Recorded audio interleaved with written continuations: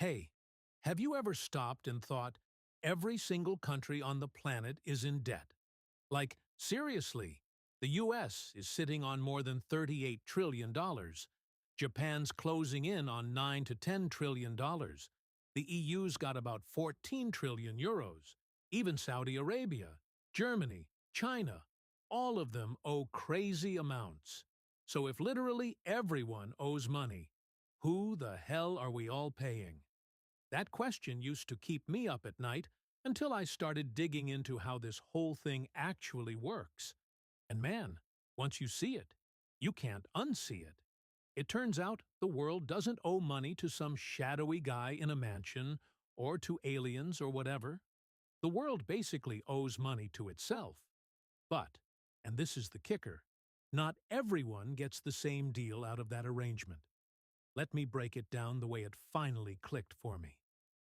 Way back in 1694, England was in the middle of a war with France, and the king was flat broke. No more gold in the treasury. So he went to a bunch of rich merchants and basically said, "Lend me money now, and I'll pay you interest forever.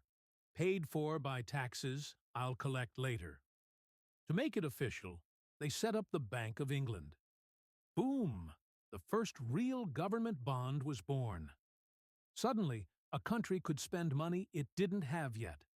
That one trick changed everything. Every big empire after that copied the playbook. Borrow today, promise to pay interest tomorrow, and grow bigger, stronger, faster.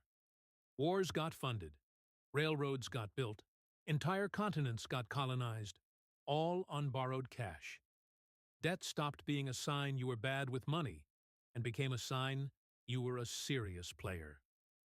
Fast forward to today, and we're absolutely swimming in it.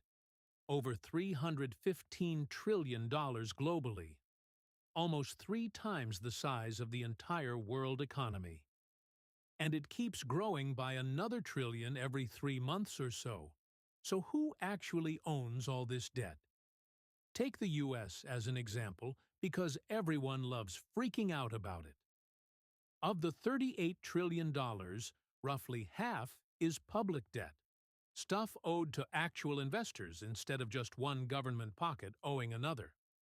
Of that half, about 2/3 is owned by Americans: pension funds, mutual funds, insurance companies, banks, regular people's 401ks, and the Federal Reserve.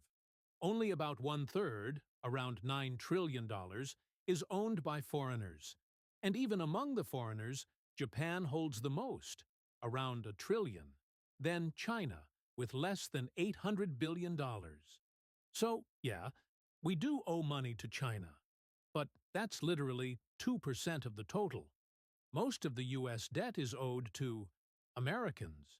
We pay taxes, the government pays interest on the bonds, and that interest lands in our own retirement accounts. It's weirdly circular. The same thing happens everywhere.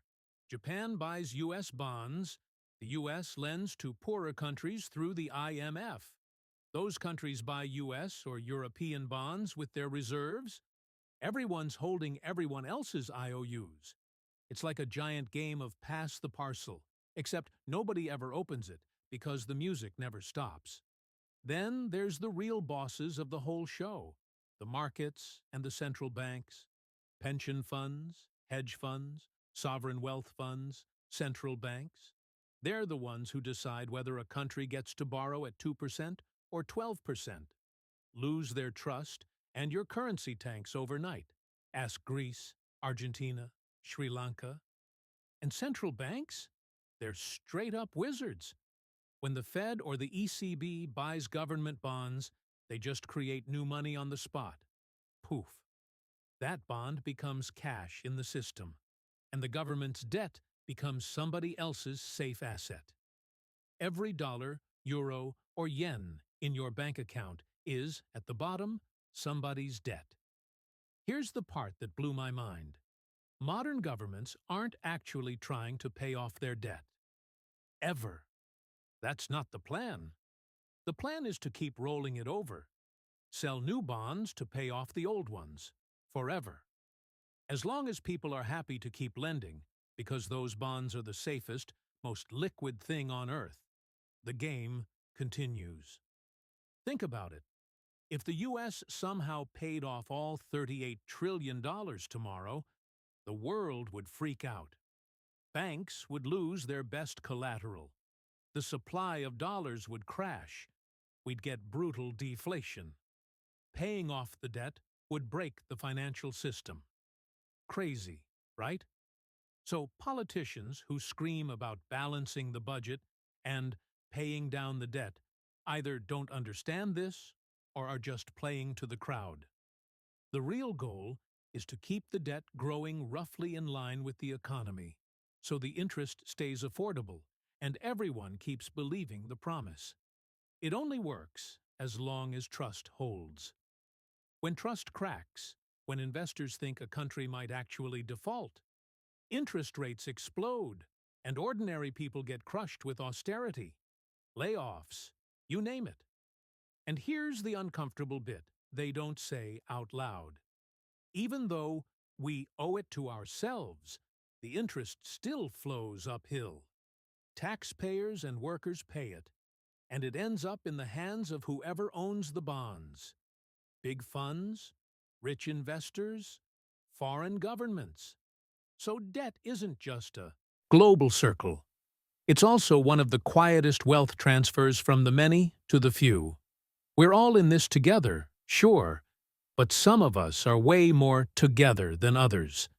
So yeah, the world is drowning in debt, but the debt is also the oxygen keeping the whole thing alive. As long as we all keep believing tomorrow's promises, the numbers can keep climbing forever. The second that belief wavers, that's when it gets real scary, real fast.